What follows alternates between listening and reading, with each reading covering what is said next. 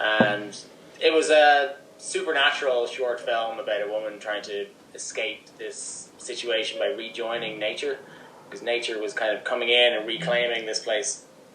But while we were making the short, we were kind of immersing ourselves in all of these themes around isolation and consumer capitalism and the loss of community and the atomization of society and all this kind of stuff. And we were only really touching on it with the short film, but we wanted to expand upon those ideas in a much more universal sense, and not so kind of based on a socio-political thing in Ireland, but more on a philosophical sense.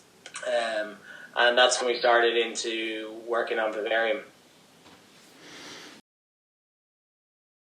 When we started working on the story, we were watching a lot of things in reference to the film at the same time as trying to do something original. But Teshi Gara's film, The Woman in the Dunes, was an inspiration.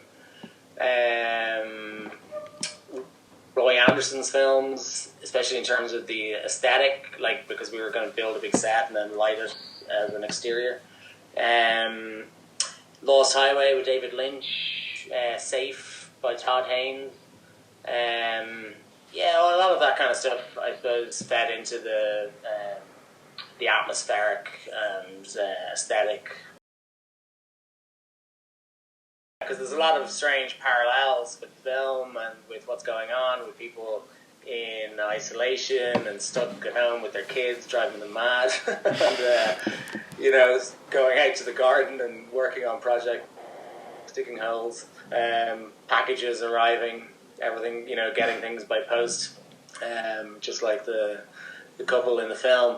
I'll never get to experience the film, one, as just a normal audience member, because I worked on it, so I'd have to erase my memory and then watch it to know what that would be like.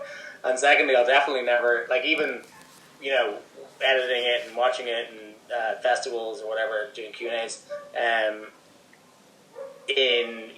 a few months ago was one thing, but now, people will take, it's like watching Jaws while you're on a boat or something.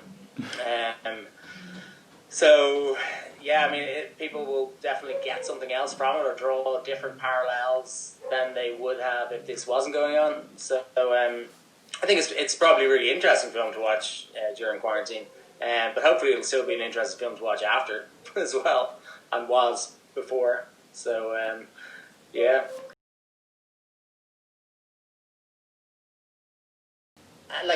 when I do when I was doing presentations before a screening when cinemas were still open, I don't like to tell people too much, because I think you actually enjoy the film more if you don't know everything about it, because trailers sort of show everything, and even the reviews just explain the entire plot and then give a little opinion at the end usually. So I usually say it's a strange, scary, funny, sad movie about